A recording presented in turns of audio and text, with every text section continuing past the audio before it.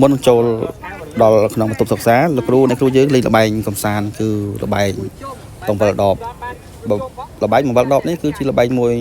ធ្វើឲ្យលោកគ្រូអ្នកគ្រូយើងមានភាពរហ័សរហួននិងសាមគ្គីភាពប្រកបដោយស្នាមញញឹមមានផោះតាំងអត់មានលែងបន្លំទេណានេះសាក់ស្អីហ៎មានផោះតាំងចាំថតឲ្យហើយឃើញស្អីរស់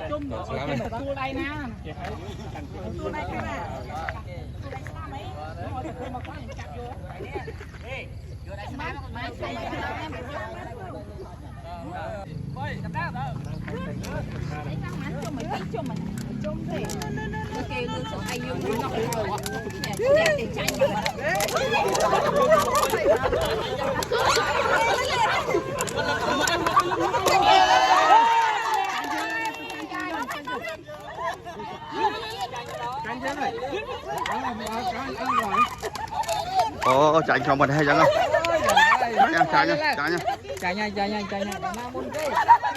តែបើធ្លាក់ចាញ់យើងហើយតែធ្លាក់ចាញ់យើងហើយយើងទៅចំណេះបានទៅខាងបាក់អមៃណាបាក់ឧតាំងចាញ់ហើយ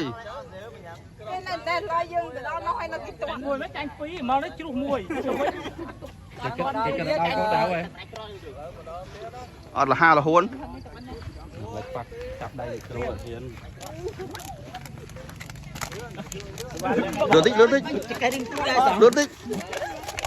លឿនតិចអូវិញដល់កយបាត់ហើយវិញអលឿនអលឿន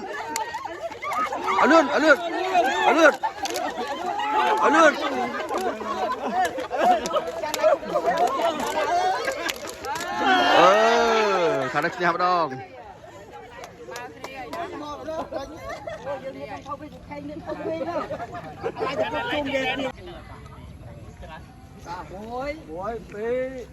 ចាប់ឡើងត្រៀម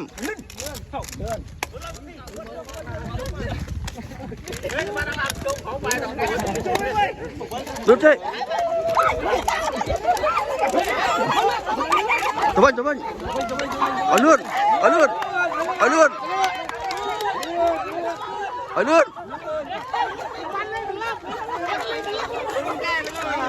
លើកដៃម៉ើគ្នា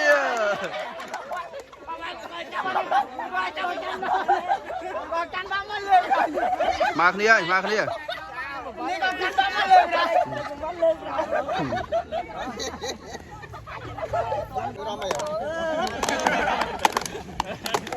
េះកងសំហ៎ទីទៀត